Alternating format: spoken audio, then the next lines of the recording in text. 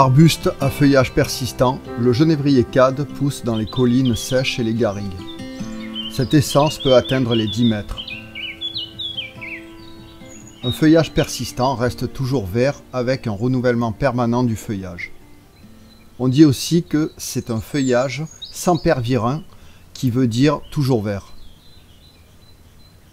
Il fait partie de la famille des Cupressacées, tout comme le cyprès. Son nom latin est Juniperus oxycedrus. Le mot juniperus viendrait du latin buisson âpre. Et le mot oxycedrus viendrait du grec ancien oxys, piquant, pointu, et cédro, cèdre. Cédro était synonyme dans l'Antiquité de quelque chose qui pouvait durer.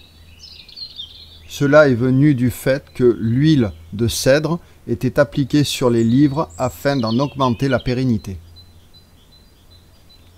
On reconnaît un genévrier cade aux 2 lignes blanches sur la face supérieure de ses feuilles aciculaires, c'est-à-dire taillées en pointe et rigides.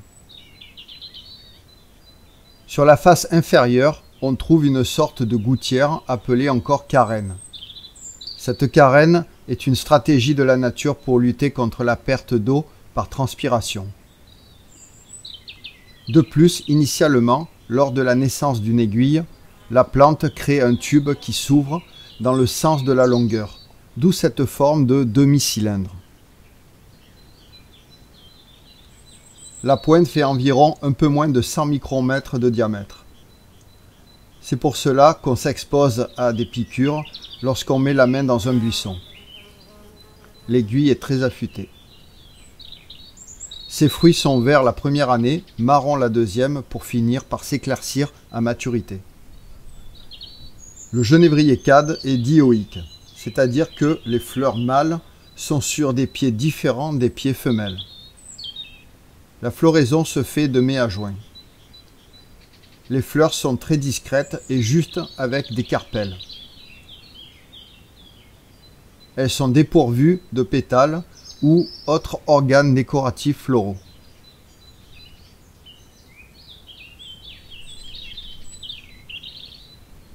Un carpelle est une capsule qui contient l'ovule. C'est le cœur de la partie reproductive de la plante.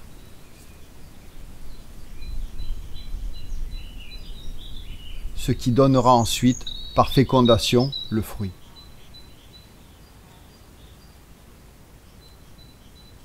Les baies ou cônes ou galbules d'oxycèdre sont diurétiques, c'est-à-dire qu'elles augmentent le volume d'urine. Cette augmentation de volume permet de faire baisser le volume sanguin, ce qui fait baisser la pression artérielle. Du coup, cela agit sur l'insuffisance cardiaque et l'hypertension artérielle. Le fait d'éliminer de l'eau favorise aussi la diminution des œdèmes, anciennement appelée hydropisie. Cependant, à forte dose, le genévrier devient irritant pour les reins. Il peut aussi soulager les rhumatismes.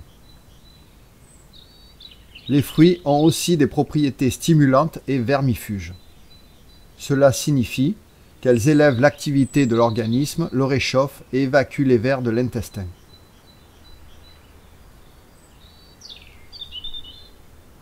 L'infusion de baies associée à d'autres juniperus servait dans le passé à soigner les calculs rénaux et les cystites.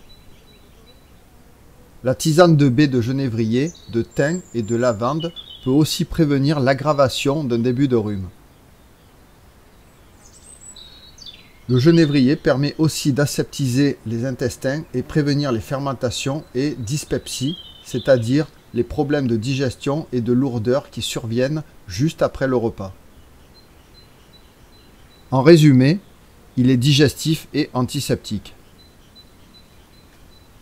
Au-delà du goût qui parfume, c'est pour cela que l'on met des baies de genévrier dans la choucroute.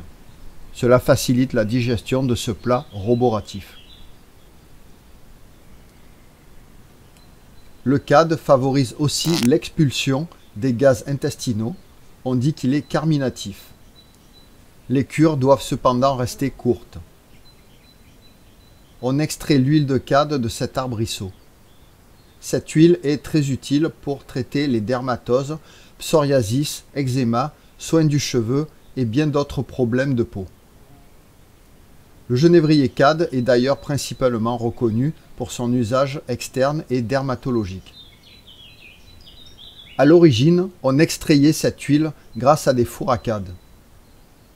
On faisait chauffer une jarre remplie de bûchettes de cad, puis on faisait suer lentement la plante. Cela donnait sur plusieurs heures une huile noire. D'ailleurs, le cad fait partie des plantes à essence et à résine.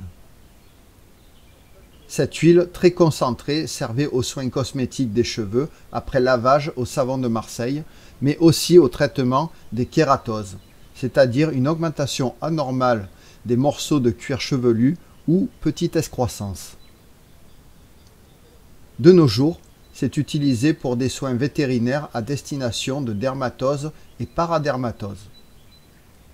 On l'utilise beaucoup dans le milieu équestre. Une infusion de baie appliquée sur les animaux peut les préserver des morsures des taons et autres insectes suceurs. Seules les femelles taons mordent comme chez les moustiques. Dans la même idée, des petits rondins peuvent servir d'antimites dans les armoires. En résumé, cette plante a de nombreuses vertus médicinales comme antiseptique ou contre les dermatoses, mais comme d'habitude, attention au dosage et à la durée des traitements.